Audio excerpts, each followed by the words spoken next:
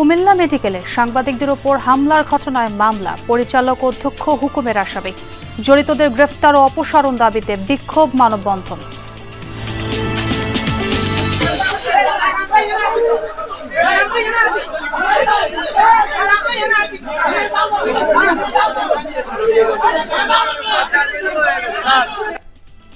লক্ষ্মীপুরে থানা চত্বরে ঢুকে পলিটেকনিকের শিক্ষার্থীদের পেটানোর অভিযোগ ছাত্রদলের বিরুদ্ধে। বাগবিতণ্ডায় মারধরের বিচার চাইতে যাওয়ার জের। ছাত্রদলের নেতৃত্বে শৌকতের নেতৃত্বে আমার উপর হামলা করে পিটতে আমাকে থানা ভিতরে আনে। আমাদের সাথে একটা সাধারণ একটা আমাদের একজনের মাথা ফাটাইছে, তো আমরা এটা বিচারের জন্য এখানে আসছি। মৃত মানুষের পরিচয়পত্র, ফিঙ্গারপ্রিন্ট ব্যবহার করে সিম তৈরি চক্রের 3 সদস্য ময়মনসিংহে গ্রেফতার। বিপুল সিম কার্ড সহ বিভিন্ন সামগ্রী জব্দ।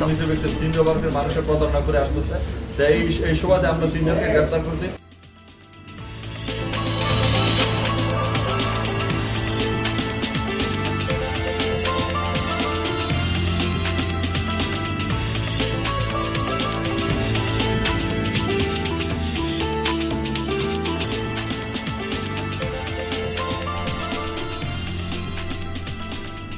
আমন্ত্রণ বিরতিহীন সংবাদ সারা দেশে। আপনাদের সঙ্গে আছি আমি ছোঁয়া খন্দকার। এতক্ষণ শিরোনাম দেখছিলেন।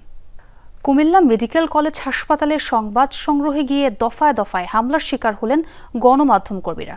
এতে যমুনা টিভির খোকন চৌধুরী, ক্যামেরা পার্সন সাকিব সহ আহত হয়েছেন 4 জন। কেড়ে নেওয়া হয়েছে ক্যামেরা ও মোবাইল ফোন। এই ঘটনায় ক্ষোভ ও নিন্দা জানিয়েছেন স্থানীয় গণমাধ্যম কর্মীরা। এদিকে হামলার ঘটনায় হাসপাতাল পরিচালক এবং অধ্যক্ষকে হুকুমের আসামি সহ অজ্ঞাত 150 জনের বিরুদ্ধে মামলার প্রক্রিয়া চলছে। শুক্রবার রাতে কুমিল্লা মেডিকেল কলেজ হাসপাতালে ভুল চিকিৎসায় এক রোগীর মৃত্যুর অভিযোগ ওঠে। এ নিয়ে দেখা দেয় উত্তেজনা। সংবাদ সংগ্রহে যান যমুনা টিভির খোকন চৌধুরী ও ক্যামেরা পার্সন জিহাদুল ইসলাম সাকিব। এ সময় অতর্কিত হামলা চালায় ইন্টার্ন চিকিৎসক সহ মেডিকেলের শিক্ষার্থীরা। 3 তলা থেকে মারতে মারতে গণমাধ্যম কর্মীদের নামানো হয় নিচতলায়। এরপর আরও কয়েক দফায় চালানো হয় হামলা। এতে গুরুতর জখম হন খোকন চৌধুরী ও জিহাদুল ইসলাম। কেড়ে নেওয়া হয় ক্যামেরা, মোবাইল ও মাইক্রোফোন। হামলার শিকার হন আরও 2 সাংবাদিকও। অতর্কিত আমার উপরে হামলা শুরু করলো। আমার ক্যামেরা পার্সনের ক্যামেরা ছিনিয়ে নিয়ে গেল। আমার হাতের মোবাইল, লঘু সবকিছু। আমি ভাই কথা শুনেন, আমরা তো এখনো কিছু করিনি। তারা বলতেছে যে না, আমরা তাদের ভিডিও করছি। কেন ভিডিও করলাম? স্টাম্প দিয়ে লাঠি দিয়ে বেরিয়েছে, আমার মারতেছে, ঘুষাইতেছে, আমার এদিকে মারছে, তলপেটে মারছে, আমার লাথি মারছে। আইন শৃঙ্খলা বাহিনী গিয়ে পরিস্থিতি নিয়ন্ত্রণে আনে। হামলার ঘটনায় হাসপাতাল কর্তৃপক্ষকে দায়ী করেছেন খোকন চৌধুরী। গত 3-4 দিন আগেও কিন্তু কুমিল্লা মেডিকেলের অনিয়ম নিয়ে নিউজ করেছি। আমার মনে হচ্ছে, আমি স্পষ্ট শুনলাম যে এখানে কোনো অজ্ঞাত একটা ফোন আসছে। সম্ভবত মেডিকেল কলেজের যে বর্তমান ডিরেক্টর আছে, সে ওপেন অর্ডার দিতেছে যে সাংবাদিকদেরকে আগে পিটাও, তারপরে ওদেরকে বাইন্দা ভাড়ায় রাখো। এই ঘটনায় ক্ষোভ ও নিন্দা জানিয়েছেন স্থানীয় গণমাধ্যম কর্মীরা। বিচার দাবিতে বিক্ষোভ করেছেন তারা।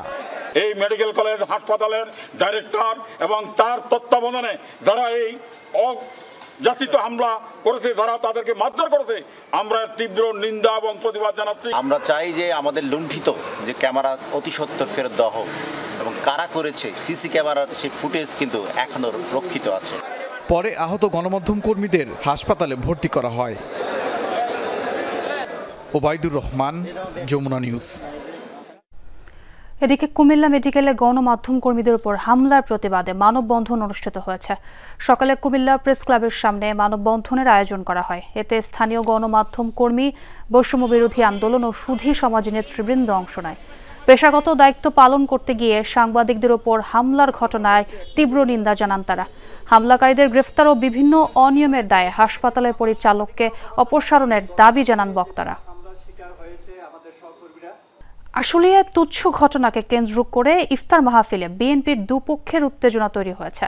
দুপুরে আশুলিয়ার ভাদাইল এলাকায় এই ঘটনা ঘটে। প্রত্যক্ষদর্শীরা জানায়, যুবদলের ব্যানারে ইফতার মাহফিলের আয়োজন করে নেতাকর্মীরা। সে আয়োজনের দাওয়াত না পাওয়ায় স্থানীয় বিএনপি নেতা পিআর আলী তার সমর্থকদের নিয়ে মাহফিলের মঞ্চে গিয়ে হামলা চালায়। ভাঙচুর করা হয় বেশ কিছু মোটরসাইকেল। এ নিয়ে দুপক্ষের মধ্যে উত্তেজনা তৈরি হয়। পরে পুলিশ গিয়ে পরিস্থিতি নিয়ন্ত্রণে আনে।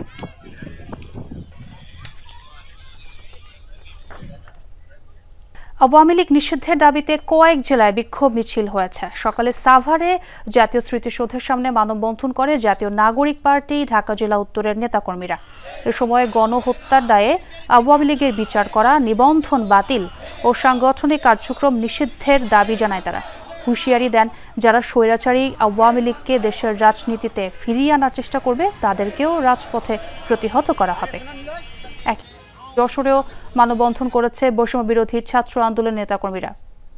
বাংলাদেশে নতুন করে আবার সেই ফ্যাসিবাদ বা হাসিনাকে বা সেই মুজিববাদকে পুনর্বাসন করতে চায়, তাদের জন্য কঠোর হুঁশিয়ারি করে দিতে চাই যে এই বাংলাদেশে নতুন করে আর কোনো ফ্যাসিবাদের জন্ম হবে না।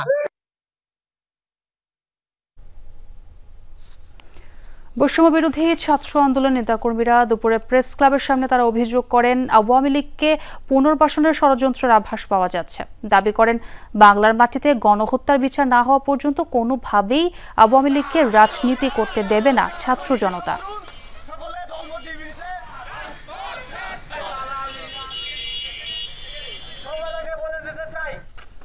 লক্ষ্মীপুরের থানার ভেতর পলিটেকনিক ইনস্টিটিউটের শিক্ষার্থীদের সাথে হাতাহাতিতে জড়ানোর অভিযোগ উঠেছে ছাত্র দলের বিরুদ্ধে। এতে আহত হয়েছে 2 শিক্ষার্থী। তারা জানায়, রিকশা ভাড়া নিয়ে দ্বন্দ্বের বিচার চাইতে আসলে তাদের উপর চড়াও হয় ছাত্র দলের নেতাকর্মীরা। তবে অভিযোগ অস্বীকার করেছে অভিযুক্ত ছাত্রদল নেতারা। তাদের দাবি, শিক্ষার্থীদের ওপর হামলার ঘটনাকে ভিন্ন দিকে মোড় দিতে উদ্দেশ্য প্রণোদিতভাবে ছাত্র দলকে জড়ায় শিবির কর্মীরা।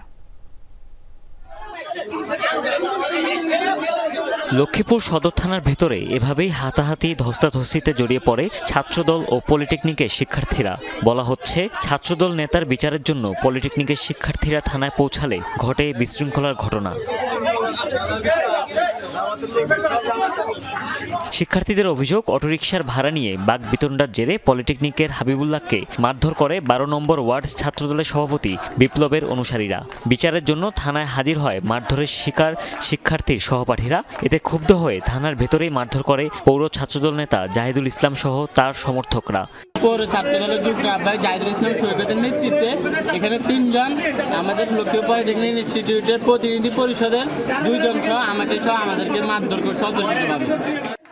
অভিযুক্ত ছাত্রদল নেতার দাবি, রিকশা ভাড়া নিয়ে দ্বন্দ্বের ঘটনায় শিবিরের কর্মীরা উদ্দেশ্য প্রণোদিতভাবে জড়িয়েছে ছাত্রদলকে।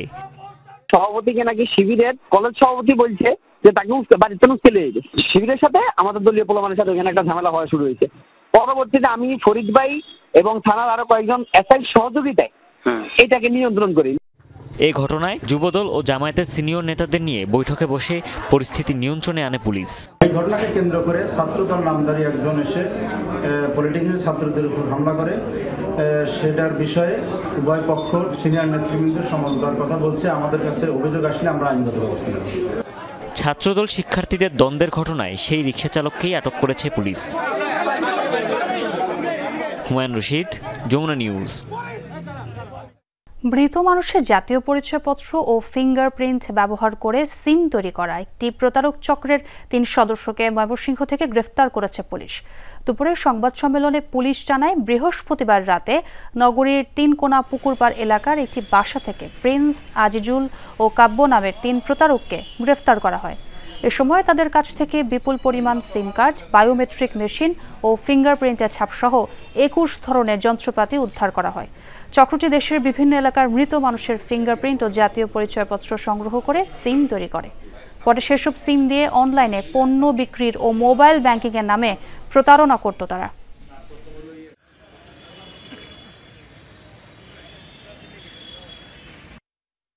সিম ব্যবহার করে মানুষের প্রতারণা করে আসতেছে। এই সুবাদে আমরা 3 জনকে গ্রেপ্তার করেছি। তাদেরকে এখন নতুন সিম উদ্ধার করেছে এবং নতুন সরঞ্জাম করতেছে। 2 জেলায় 2 জনকে হত্যার ঘটনা ঘটেছে। এর মধ্যে পাবনায় ছেলের বিরুদ্ধে বাবাকে কুপিয়ে মেরে ফেলার অভিযোগ উঠেছে। পুলিশ জানায়, সাথিয়ার পাইকের হাটা গ্রামে বাঁশ কাটার প্রস্তুতি নিচ্ছিলেন আব্দুল মালেক। এ সময় তার ছেলেকে কাজটি করতে বললে কথা কাটাকাটি হয়। এক পর্যায়ে ছেলে মানিক ধারালো কুড়াল দিয়ে বাবা আব্দুল মালেককে কুপিয়ে পালিয়ে যায়। ঘটনাস্থলেই মারা যান আব্দুল মালেক। খবর পেয়ে মরদেহ উদ্ধারের পর জেনারেল হাসপাতাল মর্গে পাঠায় পুলিশ। এদিকে নেত্রকোনার কেন্দুয়ায় তারা মিয়া নামের এক ব্যবসায়ীর গলা কাটা মরদেহ উদ্ধার করেছে পুলিশ। পটুয়াখালীতে শিক্ষার্থীকে সংঘবদ্ধ ধর্ষণের প্রতিবাদে মানববন্ধন ও বিক্ষোভ করেছে জেলা বিএনপি ও সহযোগী সংগঠনের নেতাকর্মীরা। দুপুর 12:30টার দিকে সার্কিট হাউস সড়কে এই কর্মসূচি পালিত হয়। এ সময় নেতাকর্মীরা জড়িতদের সর্বোচ্চ বিচারের দাবি জানান। তারা বলেন, 19 জুলাই আন্দোলনের রাজধানীতে পুলিশের গুলিতে আহত হয়ে চিকিৎসাধীন অবস্থায় মারা যান নির্যাতনের শিকার ওই শিক্ষার্থীর বাবা। তাকে বিএনপির কর্মী হিসেবেও দাবি করেন নেতাকর্মীরা। বলেন, ভারপ্রাপ্ত চেয়ারম্যান তারেক রহমান তার পরিবারের সাথে যোগাযোগ করেছেন। দ্রুত সময়ের মধ্যে তার বিচার কাজ শেষ করতে তারেক রহমান আহ্বান জানিয়েছেন বলেও উল্লেখ করেন তারা। এর আগে মঙ্গলবার রাতে নিজ বাড়ির পাশে বাবার কবর জিয়ারত করে নানা বাড়ি যাওয়ার পথে 2 কিশোর ওই শিক্ষার্থীকে একটি বাগানে তুলে গিয়ে নির্যাতন চালায়। পিরোজপুরে নির্মাণাধীন মডেল মসজিদে হামলা ও টাকা ছিনতাইয়ের অভিযোগ উঠেছে। জড়িত সন্দেহে গ্রেফতার করা হয়েছে 2 জনকে। দুপুরে শহরের কাপুরিয়া পট্টি এলাকা থেকে মুসাব্বির মাহমুদ সানি ও তার সহযোগীকে গ্রেফতার করা হয়। পুলিশ জানায়, নিজেকে এনসিপির প্রতিনিধি পরিচয় দিয়ে গতকাল দলবল নিয়ে পৌরসভা নির্মাণাধীন মডেল মসজিদের সাইটে হামলা চালায় সানি। কর্মচারীদের থাকার ঘর ভাঙচুর ও অফিস কক্ষে থাকা 5 লাখ টাকা ছিনিয়ে নেওয়ার অভিযোগ ওঠে তাদের বিরুদ্ধে। এ ঘটনায় আজ মামলার পর 2 জনকে গ্রেফতার করা হয়। সারি সহ আরো লোকজন গতকালকে ভাঙচুর করছে এবং চাঁদা চাইছে এবং নাকি শুনছি চাঁদা টাকাও নিছে। এই সংক্রান্ত একটা মামলা হয়েছে থানায় এবং সানি সহ আর একজন তার সহযোগী একজনকে গ্রেফতার করা হয়েছে।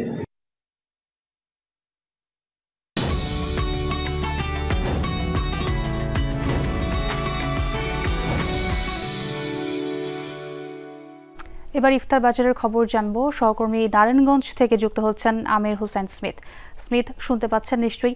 সেখানকার ইফতারের জনপ্রিয় খাবারটি কোনটি এবং খাবারের মান নিয়ে ক্রেতারা কি সন্তুষ্ট কিনা জানাবেন। নারায়ণগঞ্জের ইফতার বাজার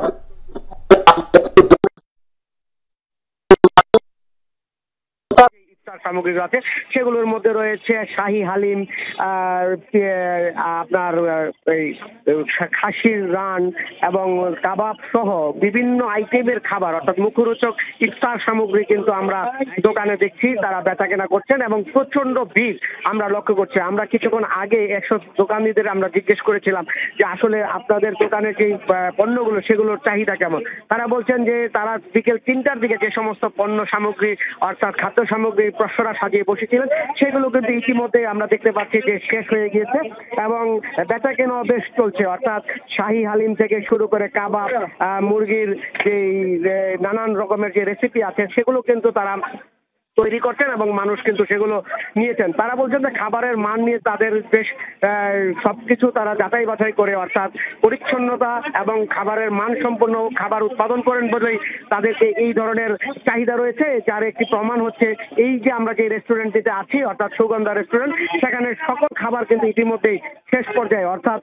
তারা বলছেন যে খাবারের ব্যাপক চাহিদার কারণে কিন্তু ইফতার বাজারে তাদের এই যে মুখরোচক যে সমস্ত আইটেম তারা তৈরি করেন সেগুলো কিন্তু প্রতিনিয়ত বেচাকেনা হয় এবং মানুষ ক্রয় করেন এবং তাদের সাধারণ মানুষের মধ্যে এই নিয়ে কোনো অভিযোগ অনুযোগ আমরা এখন পর্যন্ত পাইনি। ধন্যবাদ স্মিথ যোগ দেওয়ার জন্য।